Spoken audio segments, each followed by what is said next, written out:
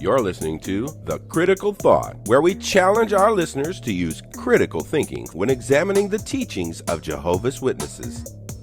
Hey, this is Lady C.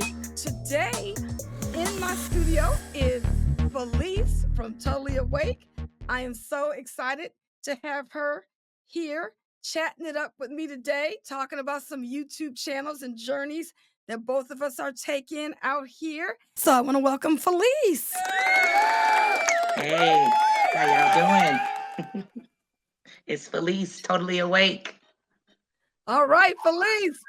Thank you for Phylice in the having me. house. Thank you so much for being on the program.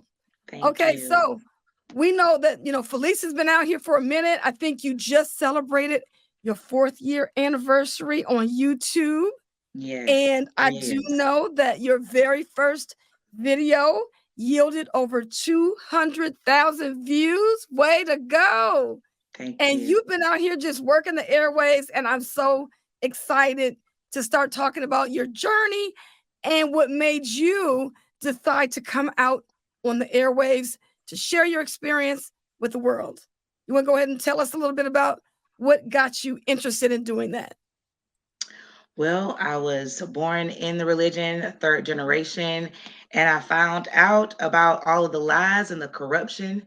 I found out about the CSA policy where they have a 2 witness rule that is protecting criminals. So that was a part of my big awakening, and also my daughter and her having to take several blood transfusions.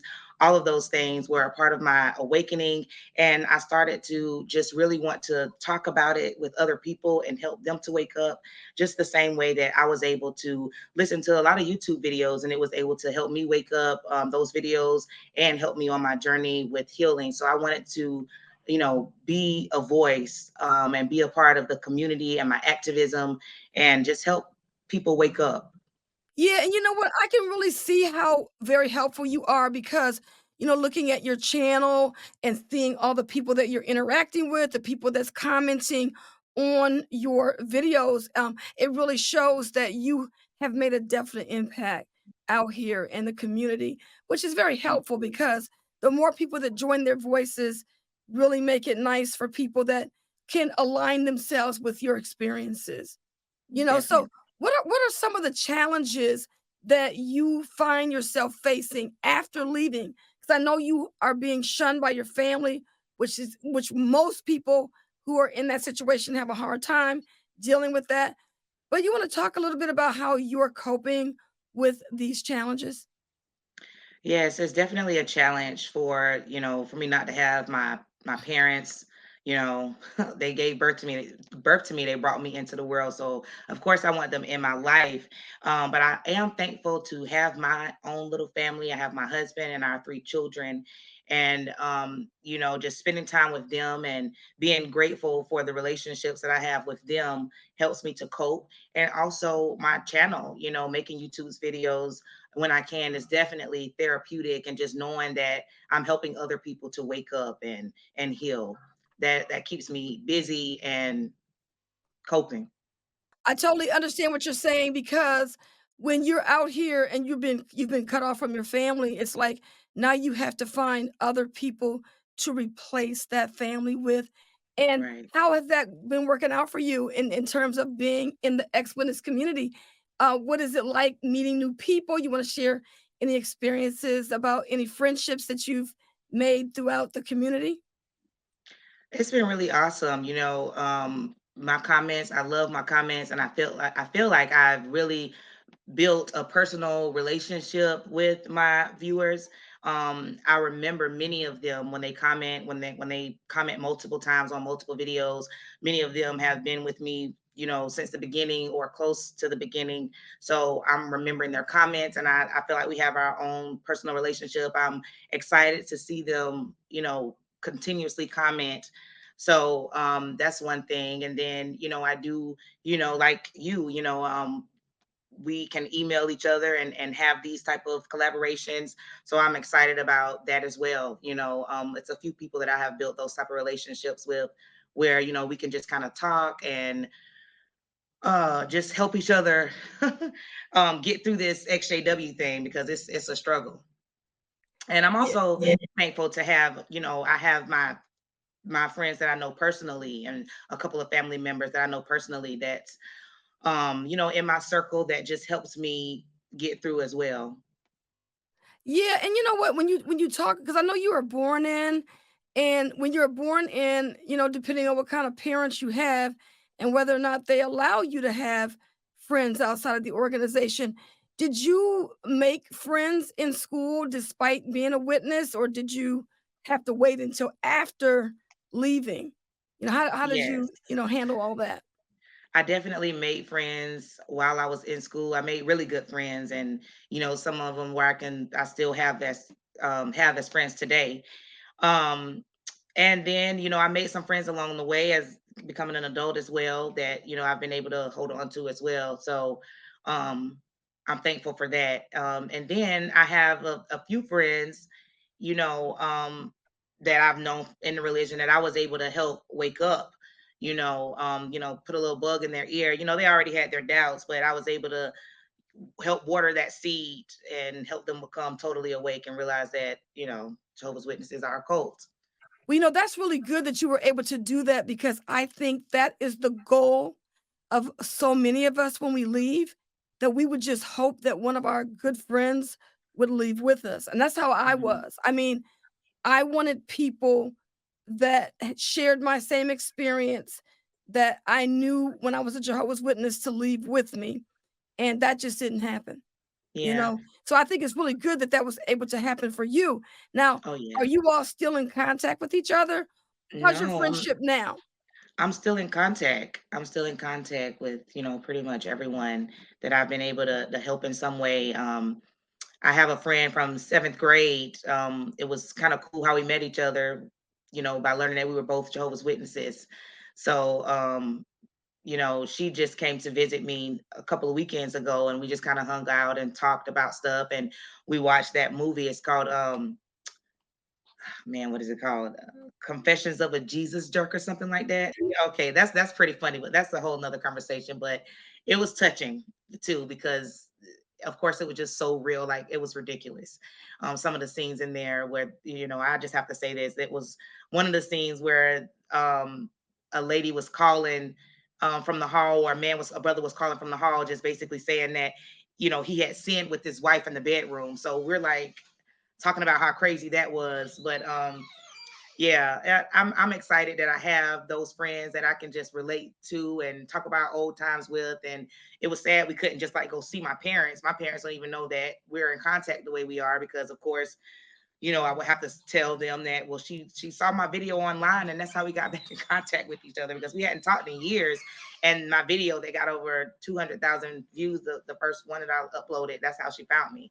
So it Oh, was that's really fun. excellent. And Did yeah, when she found your video online, was she already looking at ex-witness content? she wasn't. She wasn't. But this particular friend had never been baptized, but her dad is an elder and everything like that.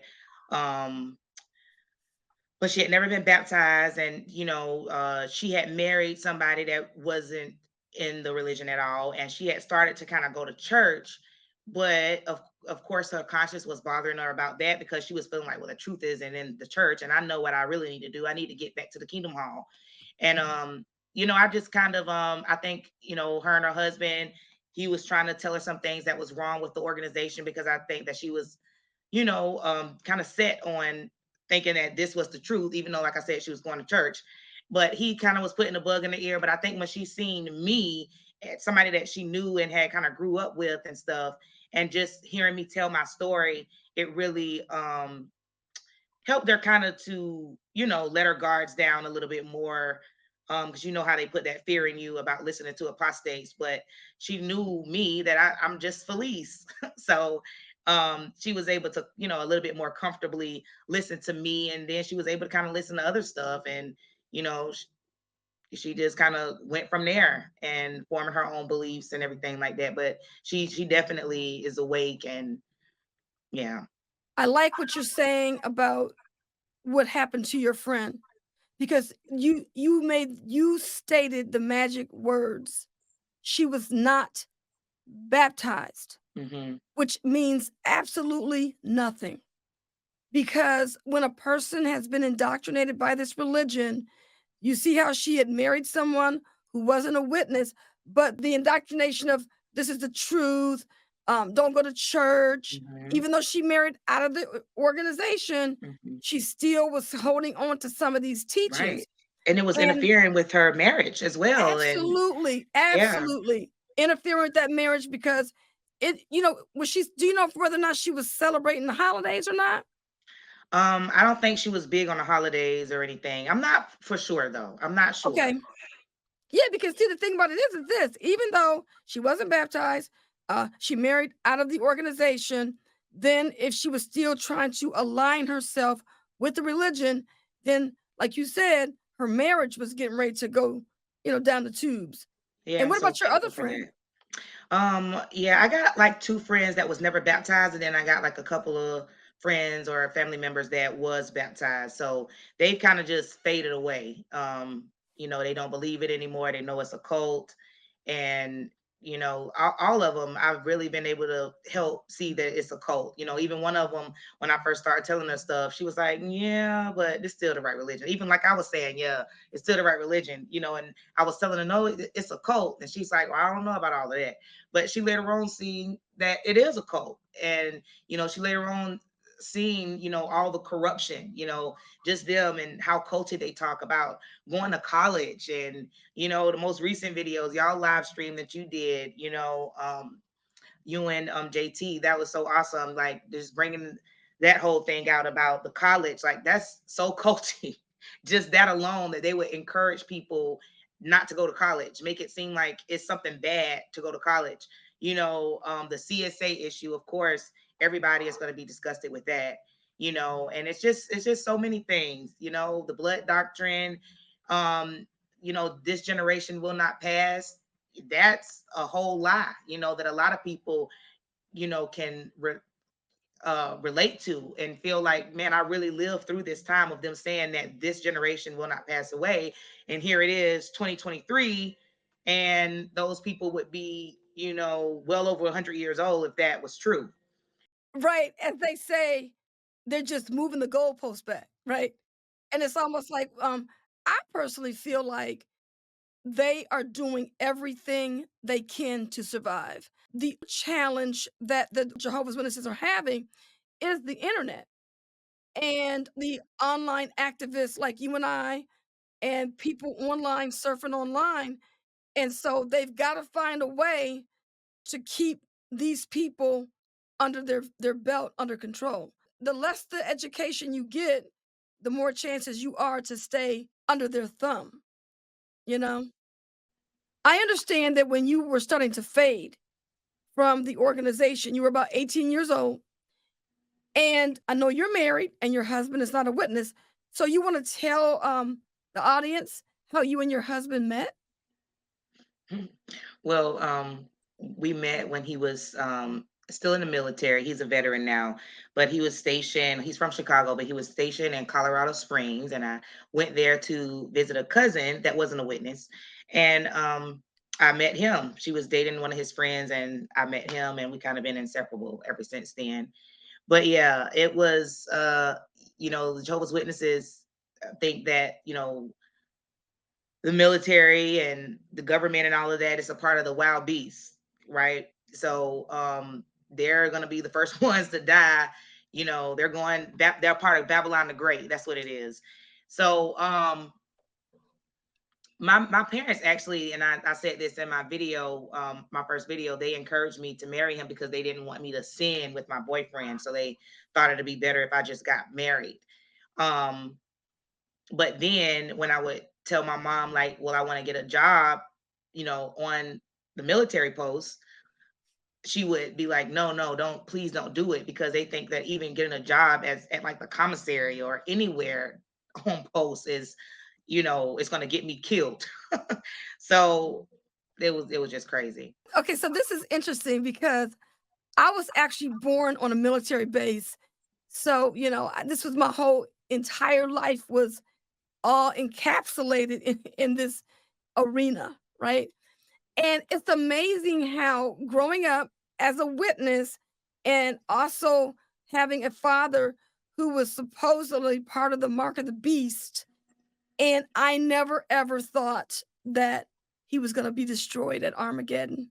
I never thought that at all. It doesn't Never. make any sense. It I doesn't, mean, to you their know? logic, it does makes perfect sense to them, but yeah, it doesn't make any That sense. is so crazy. And my Mm. mom, she's going to meetings. My dad is supporting our whole Jehovah's Witness arrangement because my mom doesn't work a job. And so she needs to get the car, the gas to get to the meeting out in field service. And all of this is being sponsored by a man who works for the Right. mark of the beast, right? Exactly. Which is so Exactly. crazy. But Yeah. getting back to your situation, so now you go to Colorado to visit a relative, a cousin, you Mhm. meet your husband. So do you stay out there with your cousin or do you move back to Florida? Yeah, actually, I stayed out there for a little while, and then I came home. Then I went back out there. So I only visited him actually a few times before we got married. We were only dating long distance for about 6 months, and then we got married. But we've been married almost 13 years this November. So yeah, crazy love story. But 13 years later, with 3 kids, here we are.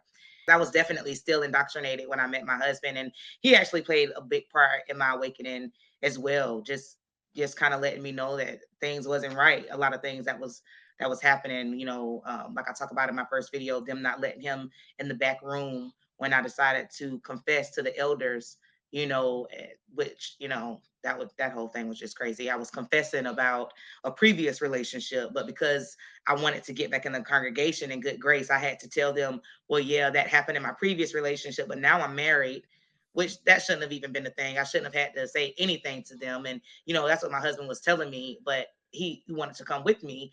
And they were saying that wouldn't be possible. So you're saying that you had a previous relationship and something happened in that relationship that went Sin, unreported, right? right. So Hmm. then you meet your husband, y'all get married, and now you're trying to come clean about a situation that happened previous to even meeting your husband. Yeah, And because so that's what they now make. you're trying to get Right. yourself like, because you're not On disfellowshipped or nothing like that, right? Right. I'm trying to get myself back on the road to everlasting life though, because in my mind and on my conscience, and the fact that my family knows that I had this ex-boyfriend, and that he would stay the night and stuff like that. So they knew what was going on. And so they felt like, especially because, I was pregnant, me and my husband were pregnant, and I was having a baby shower. So my grandma was really the one telling me that if since I hadn't gotten myself right with the elders in the congregation, that she could not attend my baby shower.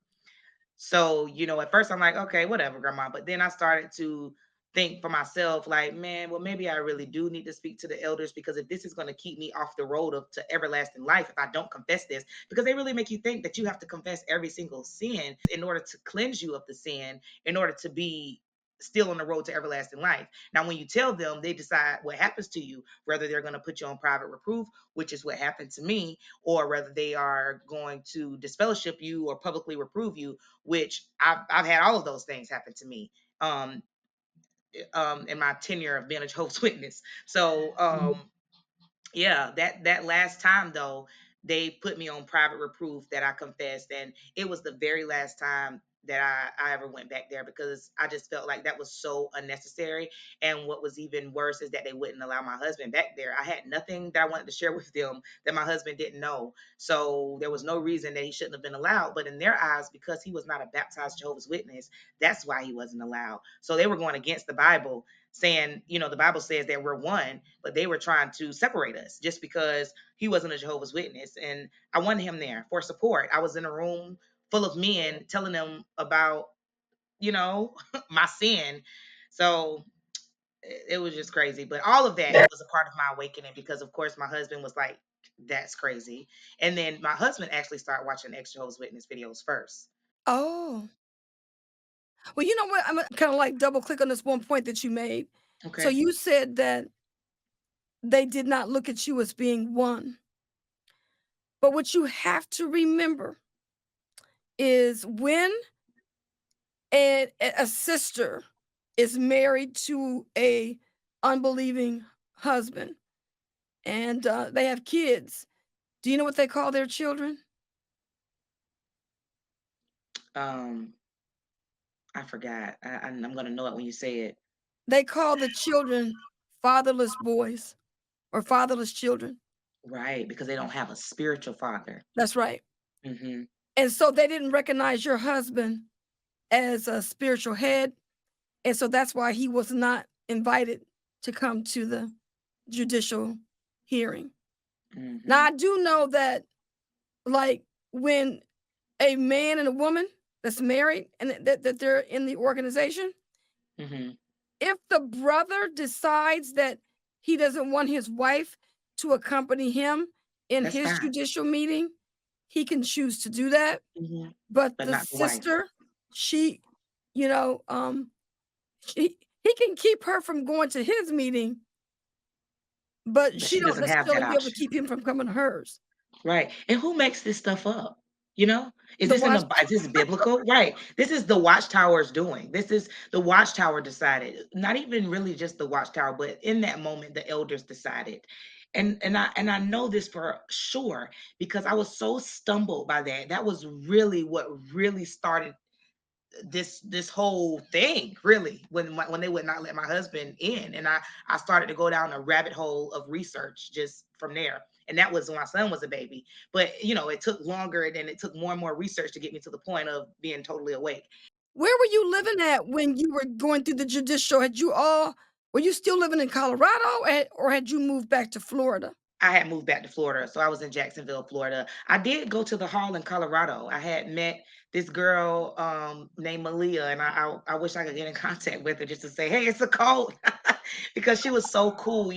She was going to school to become a teacher, and she was pioneering at the same time. So I remember having a conversation with her, like, "How do go to school and you're trying to pioneer?" And you know, she wanted to make something out of herself, so she's like, "I got to pioneer while I'm trying to go to school just to make it look right," basically, is what I got from it. But anyway, that's a whole different story. But yeah, I was in Jacksonville.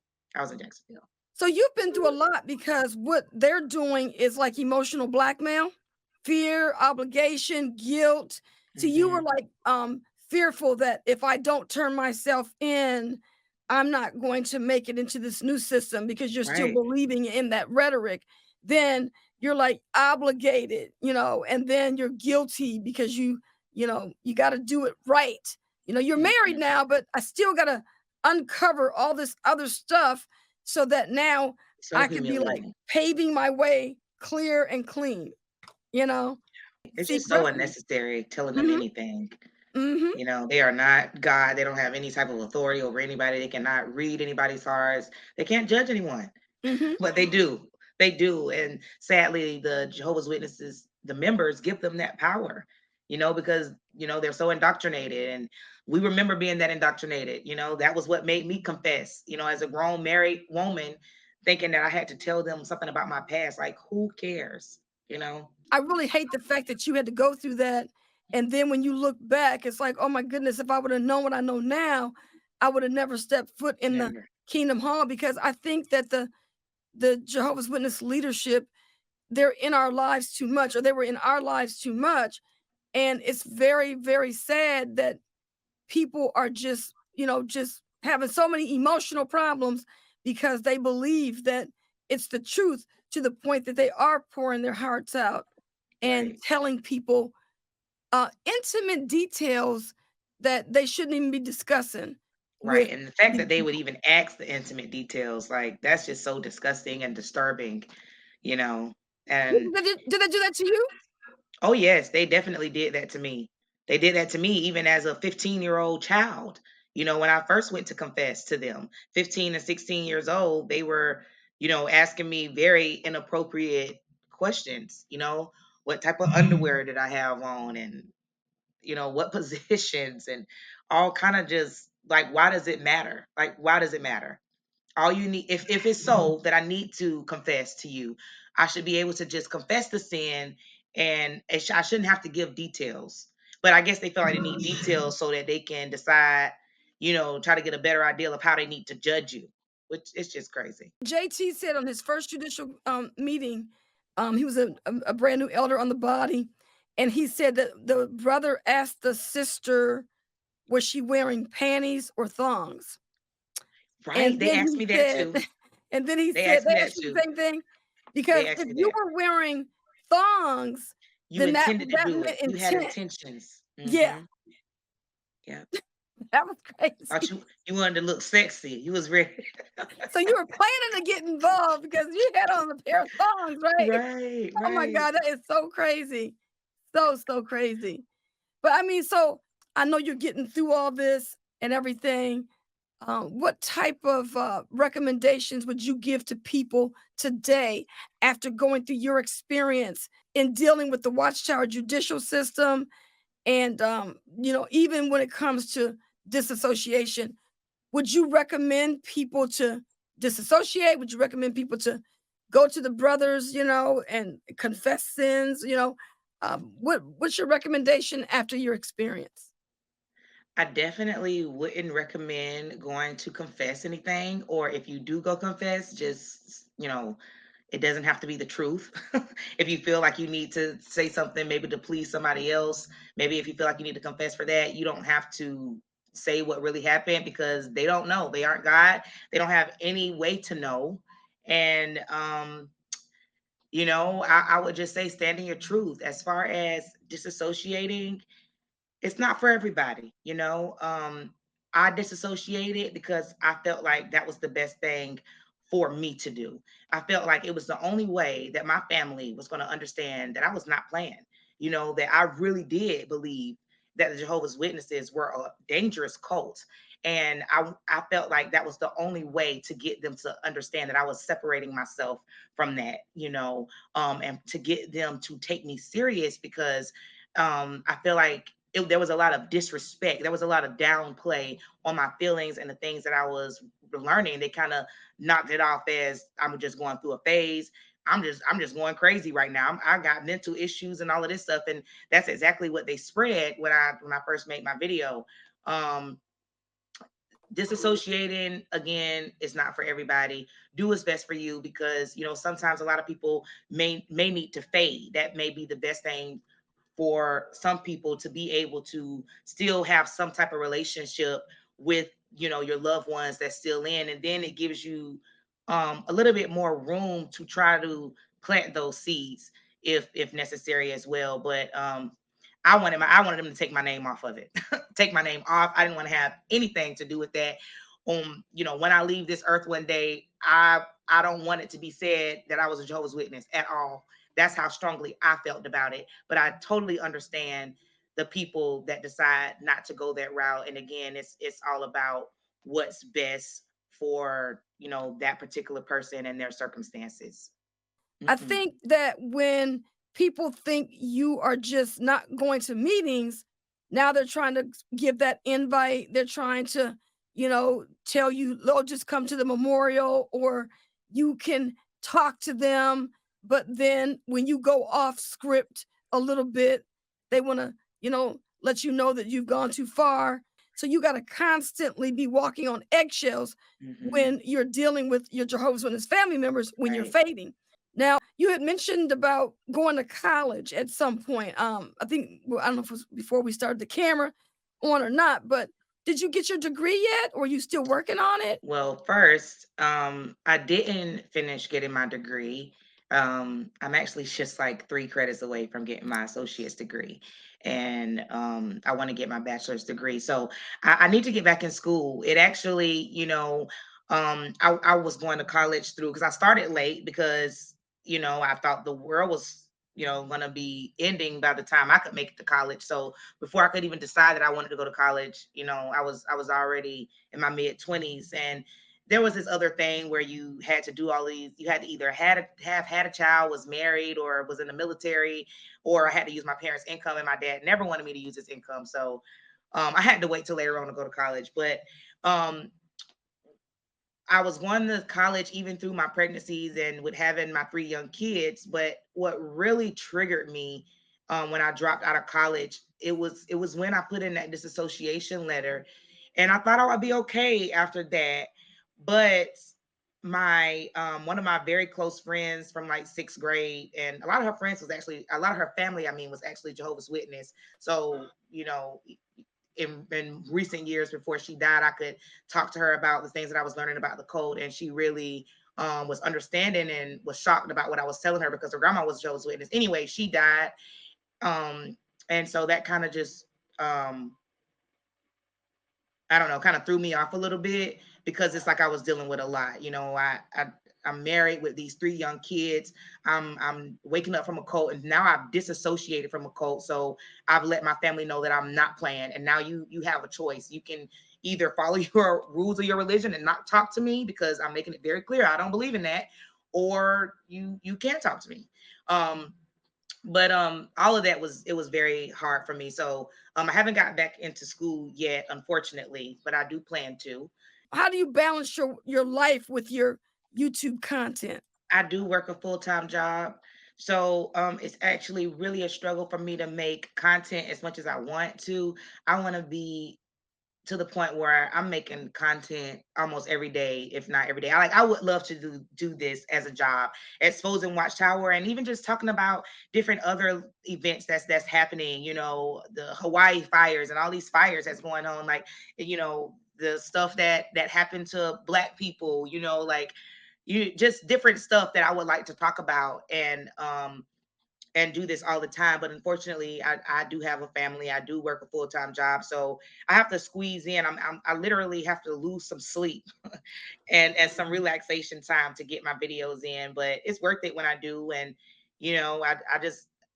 I just want everybody to know that eventually I want to get it as many out at a time as possible, because I would just love to expose Watchtower until they're in the ground. Like, I'll do it for the rest of my life because that's how passionate I am about seeing as many people as possible leave that evil cult. You do have a lot going on because you've got a full-time job, you've got 3 children. So, what were you going to school for? Well, I was going to school to become a teacher. Yeah. But I don't want to do that Awesome. anymore. Oh, that no. was that was before I had three kids. And so I wanted to teach elementary school. Um, and I don't want to do that anymore because my three kids, they be kind of driving me crazy. So I don't want to deal with other people's kids all day. But I think that I am still a teacher, presenter, I want to help people learn something new. So I think that's why I'm so in love with my channel, and I just want to continue to make more videos and yeah, build my audience because I love just helping people learn something new. No. I just want to say I think that even the time that I was in college, it played a role in my awakening too, because like we were talking about earlier in our conversation, critical thinking, and I just love that channel name for y'all. Because it's so important to think critically, and to use our critical thinking skills. And as Jehovah's Witnesses, we don't really use that a lot because we're spoon fed so much. Even when we are going door to door, didn't we have a whole script, as an example of what we could say, and we just kind of tweaked it a little bit and put it in our own words. But we were spoon fed every single thing that we learned and that we were teaching to people. But it wasn't until I went to college and I had to do those discussion forums, and they told you to think critically. Like, wow, some of those discussion forums will really make you think critically and have to come up with this paragraph or two or three to add to the discussion. Absolutely. And also, when you were taking your classes, do you remember how they let us know that when we wrote our term papers, we had to cite Mhm. peer-reviewed articles? You had to do real research and have a whole page dedicated to your research, where you got your research from and everything like that. So, that just taught me more and more about how to research and Google stuff, not just Google, but, other sites as well. But yeah, If someone is trying to manipulate you, the last thing that they're gonna want you to do is get an education. They right. don't want you to be competing with them when it comes to knowledge. So, anyways, do you have any other thoughts that you'd like to share with the audience? Yeah, well, as far as raising my kids, I am very thankful, regardless of how hard it is sometimes to just not be able to call up my parents freely, and speak with them, because they're shunning me because of this religion, this cult. I am glad to not be raising my children in this. I'm glad to, be teaching them love unconditionally. There's nothing that my kids can do that would make me stop talking to them. I mean, I literally can't think of anything. They would have to be really. I can't even say anything. But you know, um, I'm glad that I get to celebrate with my kids. It's special to me, their birthdays, and I wake them up, traditionally with balloons, and I enjoy celebrating their birthdays. They enjoy celebrating birthdays. They enjoy the holidays, and I live through them and their joy, and just them being able to have different friends and not be confined to one group of people, all of those things that I couldn't have or do, the sports that they're able to be in. My son is in sports heavily, basketball, football, track. There was no time to do any of that as a Jehovah's Witness because, for one, that's too much time with worldly people. And you need to be spending that time on spiritual things. My girls are in gymnastics. I never did any of those things, so I'm just really glad to be able to show them something different, you know. But don't get me wrong, I did have, my parents, they thought they were doing the right thing. I I re- I took joy in going to the conventions and, getting dressed up for the conventions and stuff like that. And we even went on a bus tour to Canada. So those were my memories as a kid, the good ones, and even though now I know I was visiting a headquarters that's full of lies, at the time it was a good memory, with my family. But I'm just glad to be, making other memories, not just going out of town. We used to go to Orlando a lot as a kid too. Now I take my kids, because it's only a couple of hours away. I take them, and we have that tradition along with celebrating the holidays. So I'm just grateful that I have these things to make me happy, despite being shunned by the people that gave birth to me. Yeah, you've gone through a lot. And how about your husband's family? Does he have a big family or not? Or Yeah, he has a pretty big family. I'm grateful for my in-laws, my mother and father-in-law. I have sister-in-laws and a couple of brother-in-laws too, and they're all great. We spend the holidays a lot, just about every, especially Christmas and Thanksgiving and stuff. We spend those holidays together, come together and cook and stuff like that. And my mother-in-law, she had a hand in helping me wake up too. I just remember her telling me, because I remember coming to her the first time when I met her, and she was ready for her new daughter-in-law to go to church with her. And I told her, I can't go to church, and she was very upset. But that's something that we look back on now and we laugh because she was able to plant a lot of seeds, because here I was with the little golden nugget, is what we used to call it. What does the Bible really teach?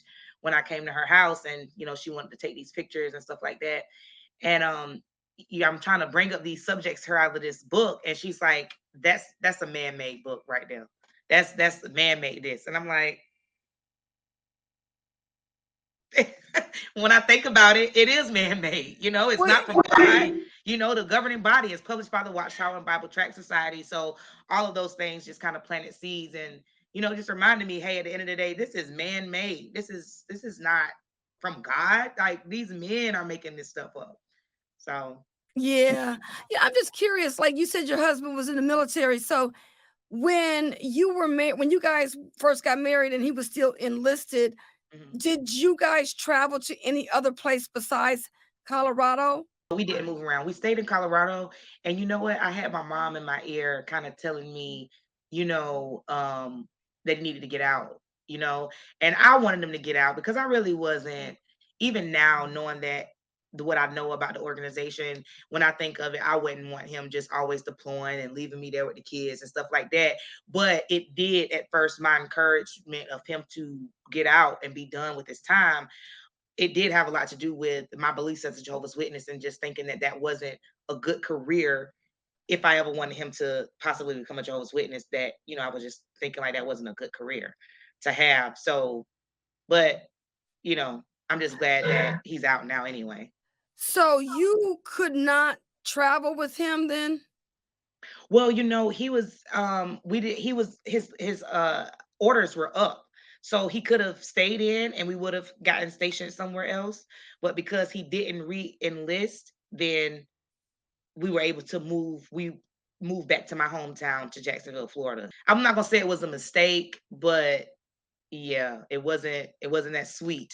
I knew we wouldn't be able to stay with my parents long, and something transpired when we got there, and it really boils down to just because of the religion. It caused a conflict, with my husband and my cousin, and it was just a big mess. But that's a whole nother story.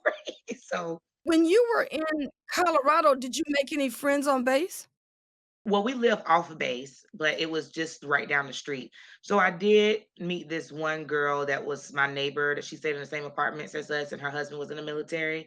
And so I still keep in contact with her to this day. Um, and then I have another friend that was also living in Colorado. I keep in contact with her as well because she started dating his friend that I met him with that was dating my cousin at first. But yeah, me and her, we still talk. Well, of course, both of those girls I mentioned aren't Jehovah's Witnesses. But then I did have a little group of Jehovah's Witness friends that I don't keep in contact with. I lost contact with them. That I met there as well. That I would kind of go to the movies with or go out to eat with sometimes because I was trying to. I was pregnant with my son, and I was trying to get back into it at the time. But I eventually started to wake up. Well, that's excellent. So you got a chance to do some traveling and meet some different people, help some people get out of this religion because they saw you on YouTube and you're making a difference. You are definitely touching lives. And Thank I'm you. just glad that we got a chance to get to know each other offline and on a little chat group that we hang out with every week. So I want to Yes, thank you so this has much, been fun. Felice, for being here. And I look forward to, collaborating again in the future. Yes, yes, me too. Thank you so much for having me. And I so appreciate you and your husband's work. Y'all have been so awesome with helping so many people, including myself. Y'all was one of the first channels that I stumbled across. And I just wanted to say thank you so much for y'all work and y'all continued work. Y'all are excellent. Thank you so much, and you're welcome. All right, this has been Lady C, and we'll see you all on the next episode. This program was sponsored by Critical Thinkers.